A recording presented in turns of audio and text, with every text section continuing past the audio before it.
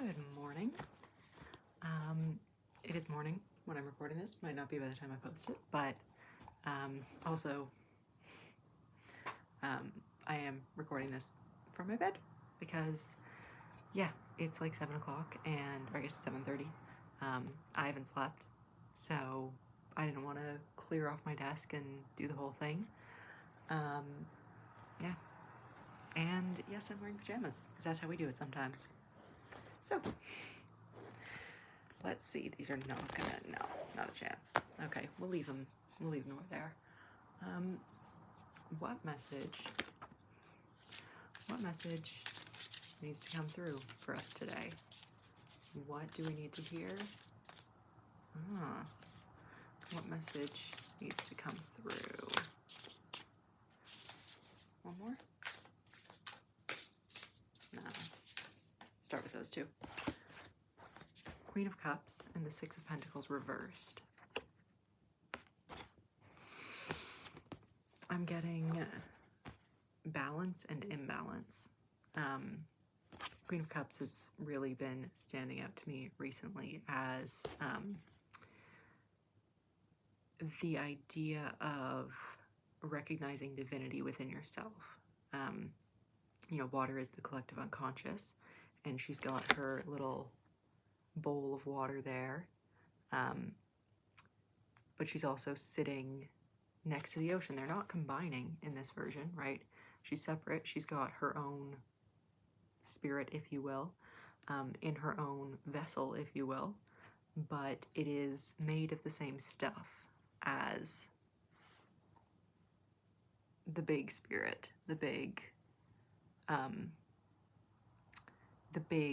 I don't know, unconscious, I guess, the big, yeah, spirit works. But her chair is sitting just on the edge there, right? So she's touching it, she's tapping into the collective, the energy. Water is sort of the element that I associate most with spirit, with divinity, whatever name you want to give that. The universe, which actually it's also striking me that, the water melds into the stars there because obviously, technically there is a fifth element for spirit, like ether, right? Has historically, not in a while, but historically it was accepted to be a separate element. But right, ether is space. It's it's spirit. And the idea that the water flows into the stars there just makes a lot of sense to me. So finding a balance, and she's got her little crown on her head, which just seems fitting. Finding a balance between between the 3D and the 5D, the material and the spiritual. Finding that balance and the contentedness in it, right? She's very happy here. She's super content. Because I think that's part of what's standing out to me here. The Six of Pentacles reversed to me very much speaks of this image is giving capitalist to me. Boss bitch, girl boss kind of oh, let me turn this machine that is inherently patriarchal and inherently violent and inherently harmful, let me turn this to my benefit, and then I can give to the people below me, which there is, I guess, something to be said for there's a lot of people who deserve to have more money than the people who have a lot at the moment. So there is something to be said for it's better in our hands to distribute fairly than it is in their hands. But it's still the idea of a hierarchy, right? She has, and she is giving to the have-nots, which is not something I personally fuck with. For there. So this to me speaks of focus on getting the money. So you could oh, I'll get it and then I'll give it out. I just need to have enough, weighing the scales, very materially focused. and inherently is weighing what one person has and what another person does not. Whereas if we look at this, we've got, like, anyone else could come take their vessel, their bowl, their mug, whatever, and fill it up with water, and we all still have enough, and the ocean isn't going to notice, you know? I mean, when it gets to a certain extent, and this is not about water pollution. This is about the fact that there's enough to go around and it's all the same. Nobody's going to be comparing their bowl of water to someone else's, going like, oh, well, mine's got 10 more milliliters than you. Like, there is no sense of greed here. There is no sense of individualism. Whereas this, to me, is very individualist and can easily become inverted. It can easily become spending beyond our means and like performative charity and all of those things that are so deeply 555, so deeply harmful about this system that we've been existing in for so long, which we're kind of all starting to see is not actually the only way, right? This idea of like trickle-down economics, if you will, has very clearly become this. And oh, and I love that, because if we flip it upside down, the money, like gravity, this way, right? The money's going to fall this way. It's going to fall right back to her. It's not, it's, these hands are grasping and they're never going to actually get it. So that actually, I feel like that's the theme of this message, maybe. The idea of what we find value in, right? Are we finding value in the material and the individual and the conspicuous, performative, visible, the things that we've been told to find value in? You know, external validation and accolades and success and being better than other people? Or are we finding value in a calm moment, like knowing that we are, because I think that's the thing that strikes me here. It's like the enoughness, right?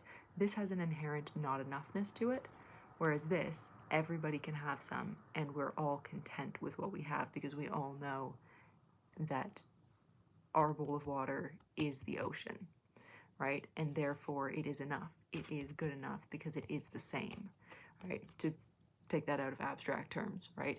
Recognizing the divine God spirit within all of us. We are all God. We are all the universe.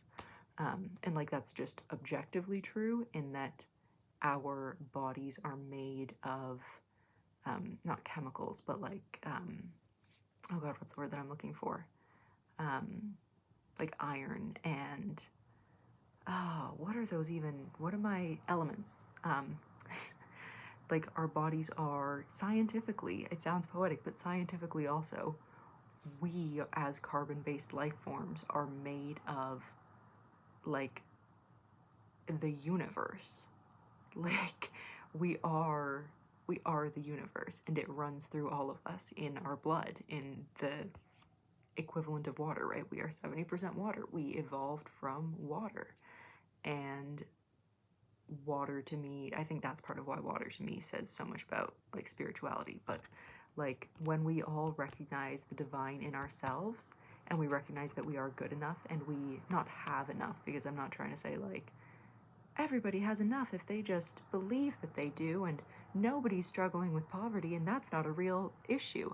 That's not what I'm trying to say. Not trying to invalidate the actual concrete material, not even struggles, but like evils of this kind of thinking. It's just the suit and the pearls and the coins and the bond. It reeks of capitalism to me. I don't like this card very much in any deck, but this one really makes me feel. I love this deck, and I feel like it's an accurate sort of representation, but I just can't like this in any expression. I think part of it is the dismissive expression, right?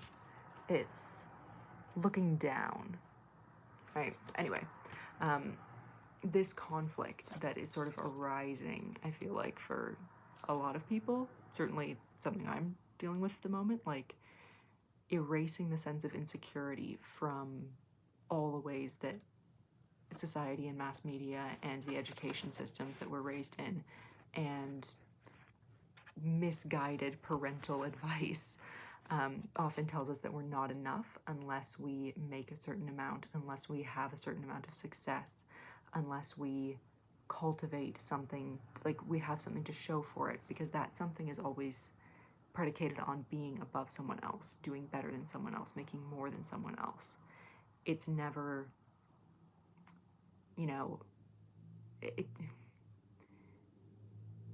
it's always measurable, right? And if something is measurable, that means you're measuring it against something. And the goal is to be better, to be more, to be further along, to be higher.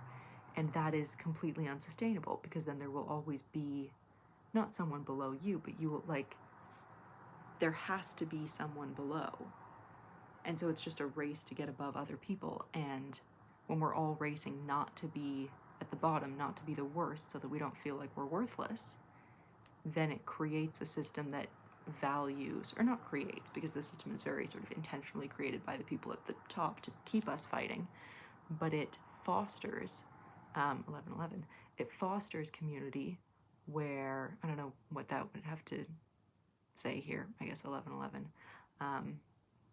But anyway, I looked up and it was, maybe we're wishing to get away from fostering a community where competition is seen as good and as seen as better than cooperation, right? And moving away from, or hopefully, I think globally, the evidence is pointing to, maybe that's the 1111, because 1111 is also the card of the Four of Wands, which I know is like a celebration, which it will be a celebration, but to me it's also very much like, it's the card of like home and established, like a comfortable place to stop and rest your feet.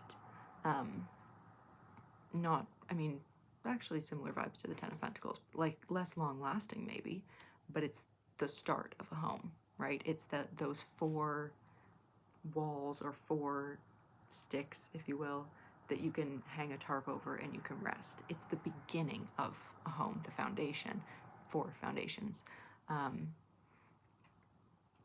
Yeah, I think globally we are kind of recognizing that this system does not work, and we're moving more towards, I think, 1, 2, 3, 4. I hope and I think that we are moving towards sort of a wider recognition that, you know, religions and ideologies and any kind of ethos that has shame at its core, shame for not doing enough, being enough, achieving enough, is not the way to go, is not beneficial, is in fact incredibly harmful. And moving towards a recognition that, hey, if we were created by something, if we can, and especially if we can see, like, if everything is energy and we see the energy around us and we see the evidence of that and we know that we are all connected, how could we ever be anything? And we know that we are the universe. How could we ever be anything but good enough? How could we ever be inferior? How could we ever be unworthy? Not to say that everybody's actions are fine and good and excusable. Not to say that at all. Actions are separate from people. And again, not trying to forgive, you know, the people who are causing just inexcusable and horrendous amounts of harm in the world currently. Not to excuse that at all. I don't think that is excusable. And I personally will never excuse that. But I think it's easy to see where this mentality of, like, we have to strike first, people who are different from us are dangerous, this idea of, like, anyone who's not me could get above me, and that means that I won't be good enough. If I'm not on top, I won't be good enough. So I have to use any means at my disposal to make sure that I'm better than them, that I've got more money, that I've got a bigger chunk of land that I'm claiming as my own, that I've got more to show, that I'm more successful than them, because that means I'm better. And if I'm better, then I'm good enough. And if I'm not better, then I'm not. And like, we ingrain that from such a young age. Honestly, it's disgusting. One of my biggest issues with the education system. Oh, we got 3 cards falling out. Yeah, we'll see what they are. Is it 3? Yeah. We've got, okay, the Hanged Man, 7 of Wands reversed, and Death reversed. Ooh, okay. So, to me, sorry, what was I saying? Yeah, ingrain it from such a young age with things like test scores and just the whole education system. But that's, I guess, something to get into at another point. The Hanged Man, right? It takes a different perspective to, and I'm not, death at the end is confusing me because it feels like this is a narrative, but, well, it doesn't feel like a narrative. I guess that's the thing, it's just energies. The Hanged Man, the Hanged One, I guess, I say man because I don't know why, I just do. It doesn't feel relevant to me, I guess. Gender is largely irrelevant. The Hanged Man is finding a new perspective, finding enlightenment by turning the world on its head, right? We have to move away from this.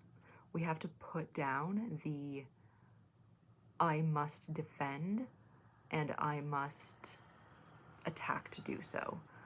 The I am alone and everybody's out to get me, and so I need to climb and claw and fight my way to the top. Again, not to say that people who are actually being threatened shouldn't defend themselves. They absolutely should. But the mentality that we are instilled with from such a young age, that you are going to be attacked, you are going to be threatened, you are in fact already being threatened by whatever group of people we've decided it is now. I say whatever group of people, there's very clear groups of people who have been targeted consistently throughout history. You know, it's marginalized groups are ascribed that label for a reason, because we historically see the people in power trying to push them to the margins, and imply that they are coming for your job, that they're coming for your land, and again, land that you've decided that you own. Whole mess. But like, and actually that is kind of relevant here, because the Seven of Wands is traditionally, I mean, kind of here too, but the Seven of Wands is like defending from a high vantage point, right? The Seven of Wands is very much like king of the hill, king of the castle. Like, I've got this chunk of land and I've got security here and you can't have it, and I'm gonna keep everyone else away from it. You know, I'm gonna defend it with my life. When, if we think about like the idea of like king of the castle, people who were attacking castles, like villagers with pitchforks who attacked castles, did it because they were starving and other people were living in luxury and hoarding resources. So they were not in the right. This person might be. I don't know the story. But moving away from this, like, we have to turn the world on its head. We have to move away from this perspective in order to find this kind of peace, right? This is the character that looks the happiest so far. All right, we've got, I mean, the Hanged Man looks serene, which is probably not going to be very serene how this whole thing happens, but it's discomfort with a purpose, right? Times of big change, upheaval, revolution, if you will, are often uncomfortable, but necessary, almost always. I'm saying almost always as if I can think of a revolution off the top of my head that wasn't necessary. Spoiler, I can't. I also am not like a history expert. If there has been one at some point, feel free to correct me. But the ones I can think of, they were brought about, and they are being brought about as a result of decades of mounting injustice, and they were necessary, and they are necessary for the necessary change. So, discomfort with the sort of, like, he's not happy, but he's not, he knows that we need to do this, right? It's, I'm undergoing discomfort for betterment, for something else that will come later. And so we're doing this because things need to change. We need what comes next. Hello, me from the future, popping in with a quick note because somehow I completely neglected to say the Hanged Man, one of the big things that he's about is dispelling illusions, right? He's getting to the truth, he's finding enlightenment, He is doing away with the stories that he has been told about how the world works and doing away with the illusion of how the world works. The Fool's Journey is all about getting to truth and enlightenment, and this is a big step for him, right? Before he goes back to actually act on it. One of the big things that they're asking us to, one of the big illusions they're asking us to do away with here is the idea that it is us against the world, that it is every man for himself, that we must all be in competition, and that's the way the world is, that people are inherently greedy and cruel and out to get you. That's an illusion.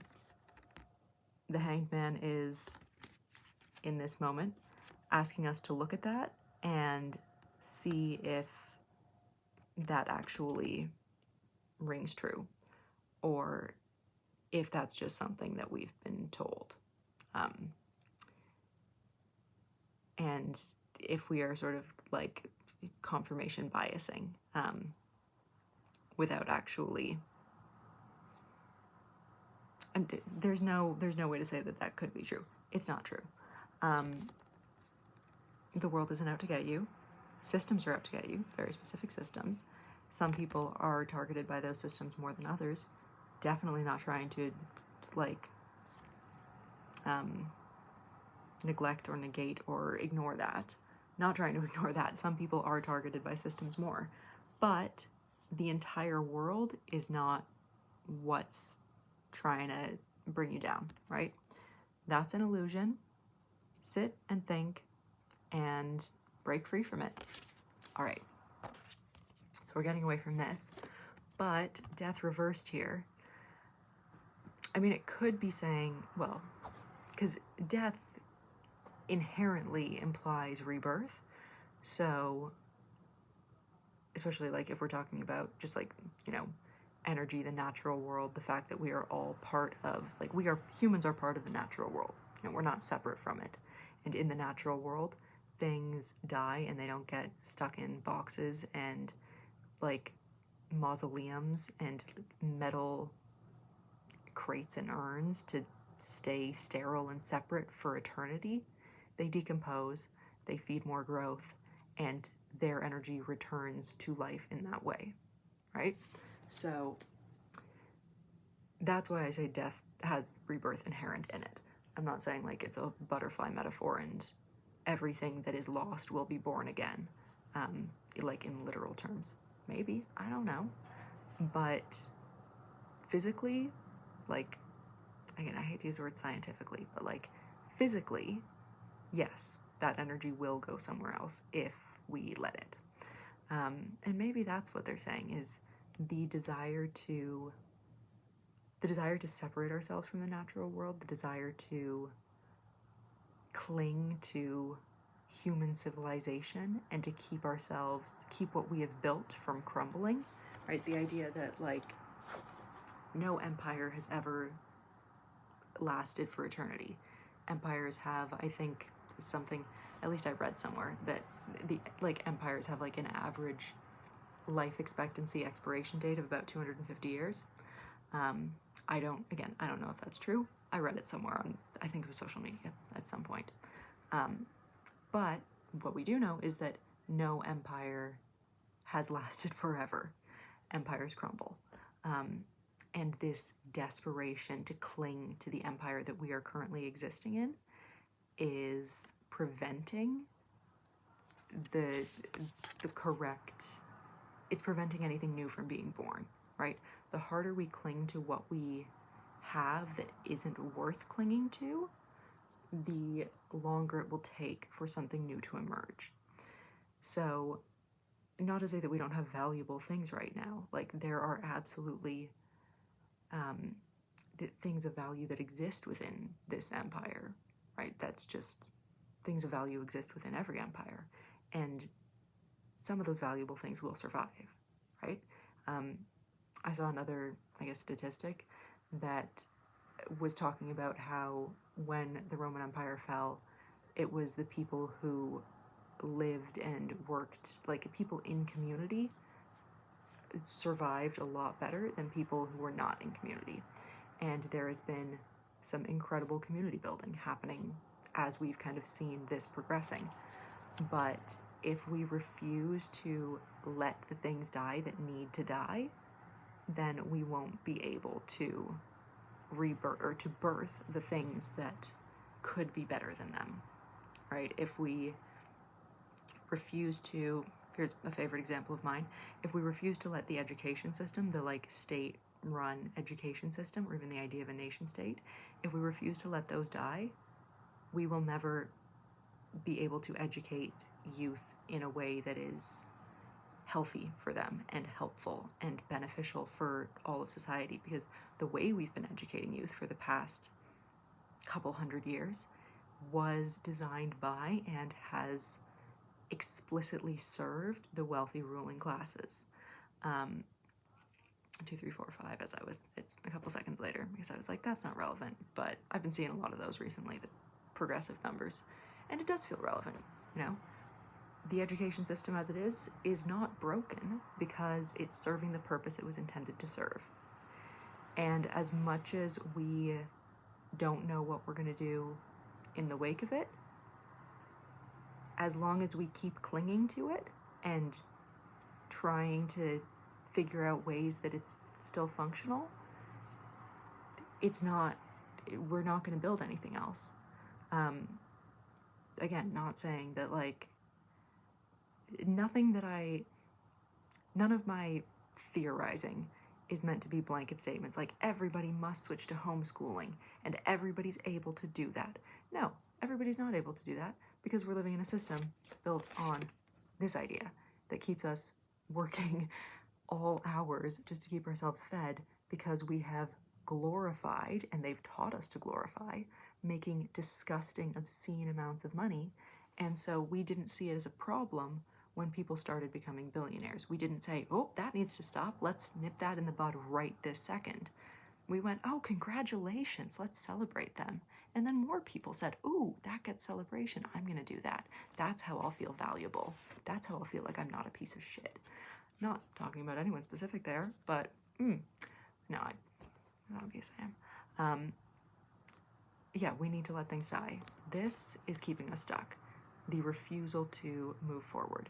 The refusal to undergo the uncomfortable process for the growth that will come after it. And that's another thing I love about the Queen of Cups. In, nature, water destroys, fire destroys, but even after a flood, like floodplains are the source of so much life, right? Water is the source of life.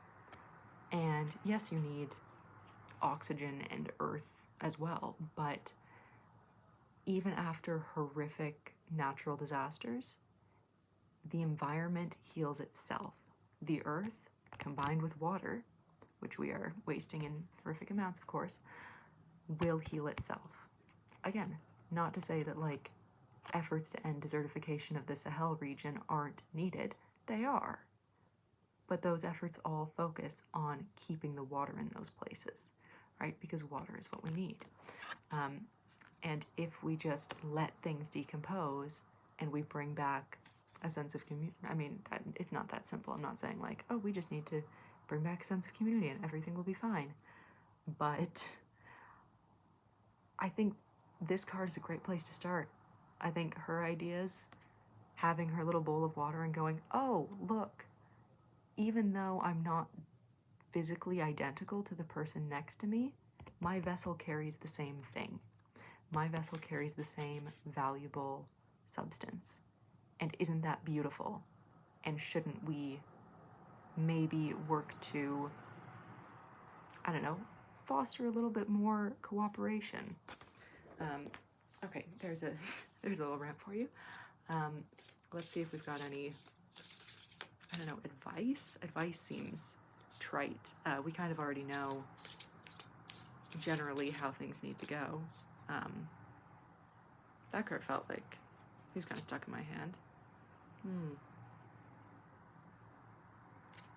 Queen of Wands reversed. I don't know what that could be saying.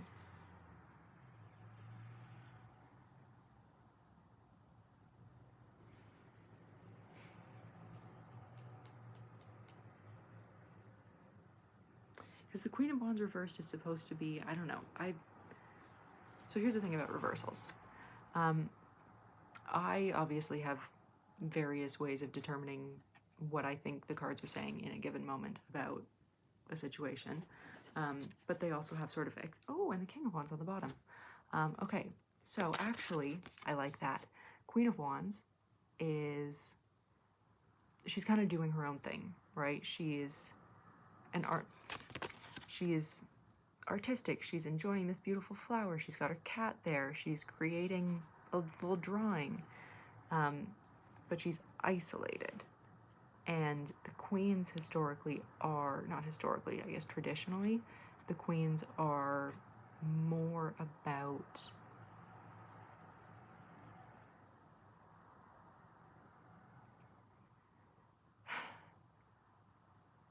the queen suit is less active than the king suit historically, and activity generally extends to sharing with other people, right? This king, for instance, has a campfire that's a damn big campfire. That could keep a lot of people warm, right? And I actually kind of love that the contrasting images here. Like, we don't need to, it's good to do our own thing, but then we need to go out into the world and share it, right? We can't just stop here. We can't just stop at, or we can't just stop is I guess what the reversal is saying. But yeah, to me, reversals can mean that that energy is blocked, which maybe feels more relevant here, like the optimism of the Queen of Wands is blocked. And I think if I hadn't seen the King, that's probably what I would be thinking. The optimism, the intuition, the connection with nature, and with the sort of feminine, obviously masculine and feminine are just labels that we have ascribed to various traits that again have been glorified or demonized.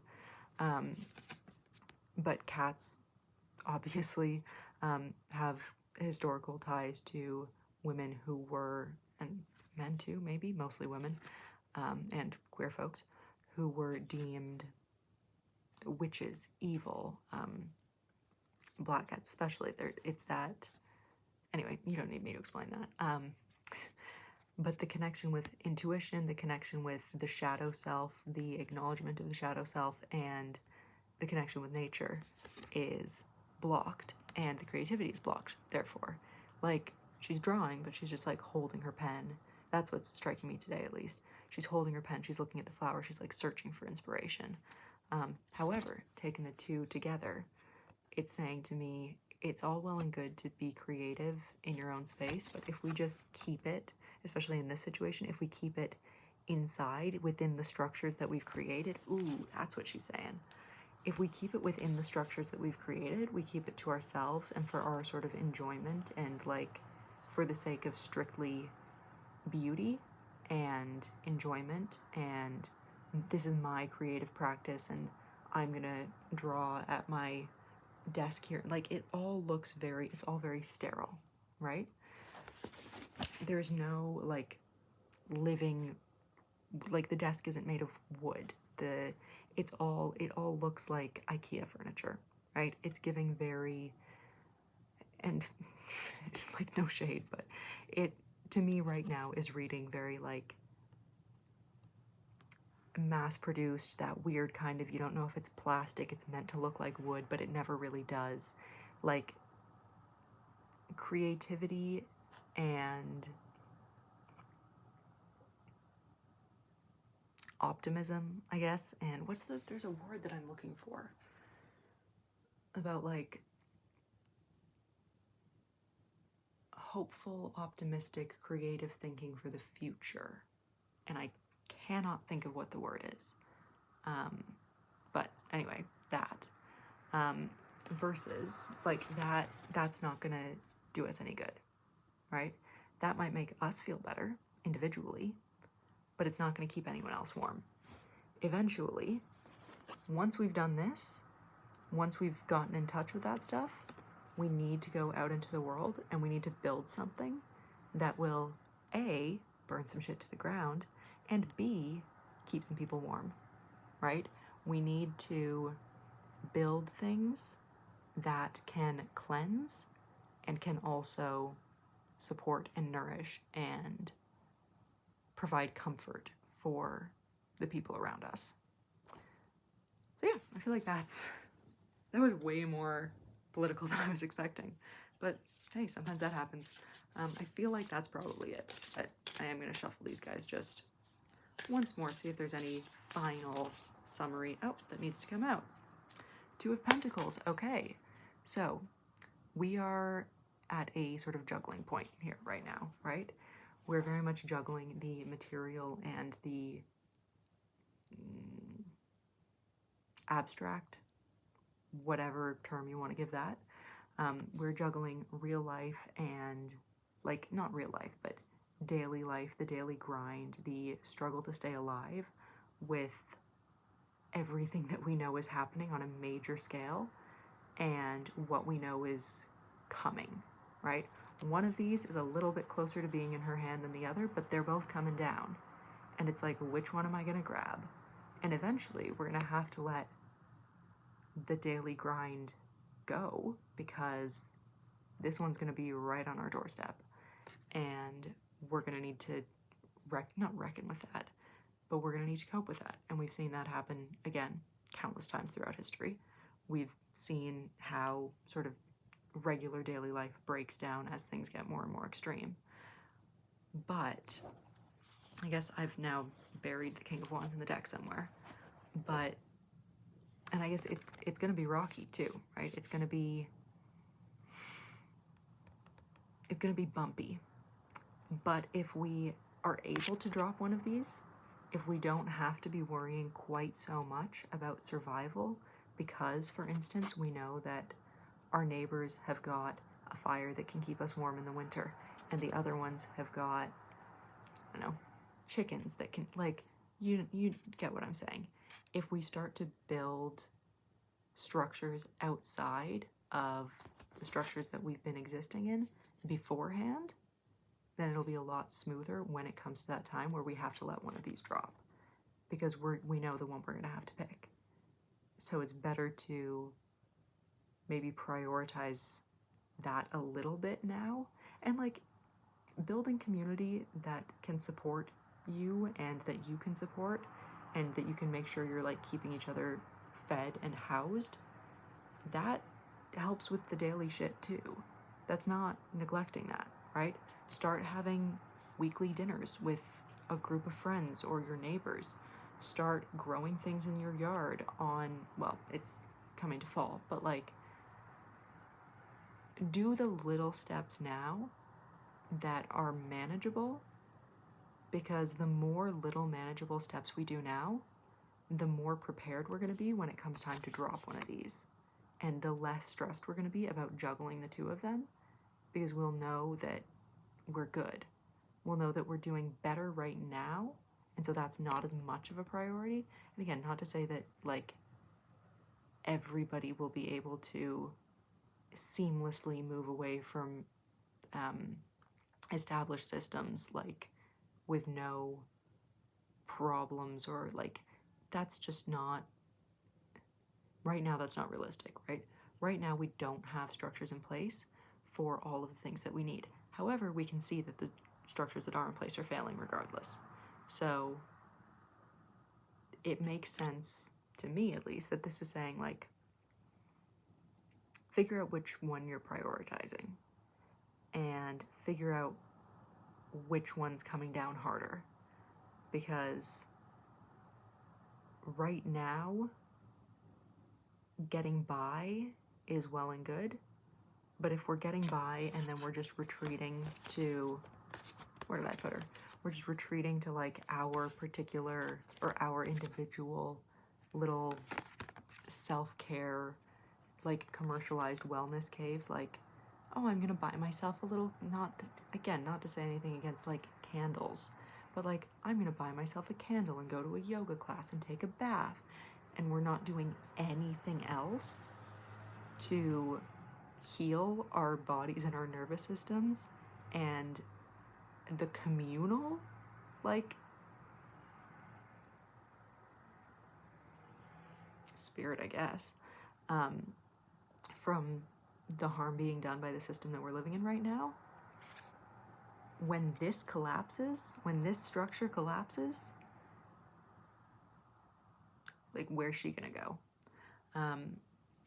And when these come down, we want to be prepared for this one.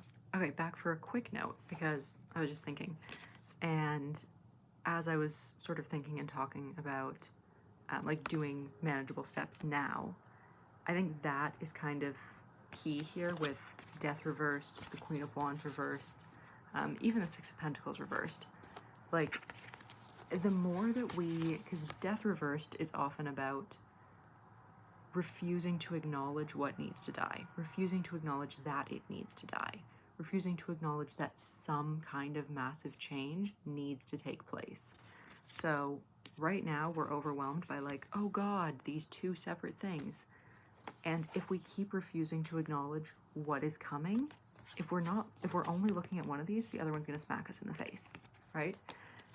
And whoever is only looking at one is going to get smacked in the face with the other. Whoever is refusing to acknowledge that something needs to die, whoever is keeping themselves locked in their little castle, locked inside, separate within these structures, keeping themselves warm. Again, it's like this is her little tower, right? We need to get out of that. We need to get out of the structures that we've built. We need to acknowledge that these structures are crumbling and that they need to crumble in a lot of instances, ways. A lot of them really need to come down, and we need to stop hiding from that, right? If we can acknowledge that and we can move from Wands energy that is contained within the structures that they've said will keep us cool throughout heat waves and keep us, safe from floods and from criminals and from madmen. And also, I just realized that I would keep saying them when I'm talking about like the us, for like the in group versus the out groups. I belong to and identify with many of those out groups. I'm not saying those people over there. I'm saying like, the them, the people who are not privileged by society's narratives. Just kind of realized that I use terms like us and them sort of in a way that isn't actually necessarily how I would apply them to my own life. Not that that probably needed to be clarified, but anyway, those of us who are like us, right? Those of us who are not acknowledging what needs to die, who are not willing to leave our comfortable structures, to go and try something new, to venture out into the world, to build community with the people around us who are made of the same stuff that we are, because we all are. And we can see easily how when people are told that their bowl of water doesn't matter, they feel like they need some coins to make up for it, and how that sort of poisonous system works. But yeah, if we are not acknowledging that these are both coming down, if we're not even looking at, which one's she looking at? I can't really tell. If we're not looking at this one, it is going to smack us in the face. It is going to come in fast with a sword. And it's going to seem like it's coming out of nowhere and it's violent and harmful and dangerous, but like, we've known this was coming, right? We just didn't want to look at it, or some people didn't want to look at it. So I urge you to look at it. And then on the bottom of the deck, I just noticed the devil reversed, right? We are, I don't know if I'm allowed or not allowed to show that. I'm very confused about like what the whole, I need to check YouTube's terms and conditions, I guess. But the devil reversed. This is a beautiful deck. I wish I could like show that card up close, but I don't know. I need to look into that. I've just noticed that recently. People are like not showing tarot cards fully, which I'm still baffled by because it's like, it's art. It's not like pornography. Anyway, also this is like a deity, but the deity's got tits. So I guess that's, whoop, can't show that. Anyway, more systems that need to be assessed.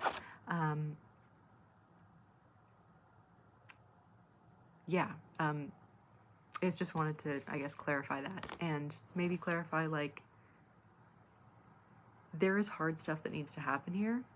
It is going to be difficult. It has been difficult. We have seen the pain and the suffering and the difficulty that has occurred. But I do think this is kind of hopeful, right? I think it's, a lot of this is sort of saying what we need to get away from, right? But we've kind of got two options, right? We've got humanity and community, or we've got late stage capitalism. We've got like collectivism, communism, or individualism, right? We can recognize that we are all drops in the ocean, that we are all human, and we are all suffering under the system we're in, or we can keep trying to do better for ourselves and prioritizing ourselves from the beginning cards. And then, yeah, we need massive change, massive perspective shifts. And I think probably there are a lot of people who could do with turning their ideas on their head and looking at things from a different perspective, because the way that we've been taught the world works just isn't true. The way that a lot of us have believed that the world works is becoming increasingly like evident not to be true, right? If you work hard for 60 years, you don't get to have a comfortable home and retire happy. You are broke and in pain from killing yourself for a system that doesn't value you as anything more than a number on a profit margin for 60 years, and then you die. So some of us really need to take a different look at things, and I feel like this is just urging, this reading feels like kind of a, hey, there is honestly a lot of hope. Like, there is so much hope for what comes next, because things will come next. This is not the end of the world. This is the end of a specific system. Again, not saying that it's not going to be without pain or sacrifice or struggle, and not trying to diminish any of that, because it will be incredibly difficult. But the longer we resist it, the more difficult it will be. And the inversion of death is completely unnatural, right? Trying to prevent things from ending is not natural. It's not possible. It doesn't do anyone any good. It doesn't do you any good. So look at what needs to end. Look at what's causing you to feel under attack. Look at what is causing you to feel like you are in danger. And then interrogate those narratives, right? Think about them. Think about what you've been told, who's threatening you, what the threat is, what the danger is, and actually take some time, right? The Hangman is taking some time out. He's not getting down from here anytime soon. He is taking time to think very intentionally about the state of his world and about the world he's been living in, right? It's a halfway point in the tarot, and he is, I mean, it's not exactly halfway, but he is thinking and considering where he's going to go from here, what direction he is going to take when he gets down. And I think a lot of people need to do that, because this isn't sustainable either, right? The tower will crumble, and the people who are not in the falling tower are going to be doing a lot better. And right now, they're offering for you to come sit at their fire. Right now, they're offering for you to join their community. They're offering you a spot at the table. So I feel like this reading is urging us all to take it, right? Because the people at the fire, very similar energies, right? Opposite, but complementary. There is enough to go around. There always has been enough to go around. And the narrative that there isn't is what leads to the hoarding of resources and excessive wealth and excessive poverty. Because to have one, you need to have the other, right? There is enough, and we have an opportunity right now to, I mean, everyone, each one of us has an opportunity to recognize that and to start breaking free from this system before it comes crumbling down, right? I guess I'm going to cover this. I really hate doing that. I'm going to have to think about this, because I really just, like, ethically can't stand to cover up like, it doesn't make any sense. But whatever, I feel like this is important. I don't want it to get taken down if anyone even sees it. We have a chance to sort of start breaking free before everything crumbles. We are freeing ourselves from, literally, the devil is it's all the things that keep us chained, right? Chained to the production lines, chained to the profit margins, chained to our desks, chained to unhealthy coping mechanisms because we feel so empty inside because we've been told our whole lives that we're worthless if we're not achieving in a specific way, right? That's just not true. It's not true. So break free of a system that keeps you chasing and fighting and grasping for validation in the form of material gain or material, like, visible achievement, and things are going to go a lot smoother, because things are changing, things are happening. So yeah, I feel like Spirit came in today to urge us all to take a good hard look at how we're setting up for the new world, because the new world looks damn good. And certainly better than this one. So that is all. But yeah. Yeah, again, you can't really summarize that in like one snappy sentence. But yeah, I hope this was either a wake-up call that you maybe needed and didn't want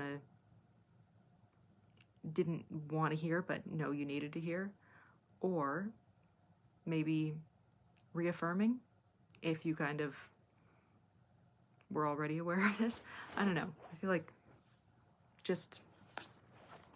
feels like just like a big dose of truth and what's going on, which we kind of already know and can see, but I don't know. I hope it gave a little bit of hope and maybe encouraged you to do something with community or learn a skill like building fires or growing your own food or foraging or mending clothes, or literally any skill that we've been taught that we don't need in order to make us more reliant on corporations who will outsource those skills and pay pennies for them. So, again, on that note, yeah, I wish you all who watch this a heartening revolution, I guess.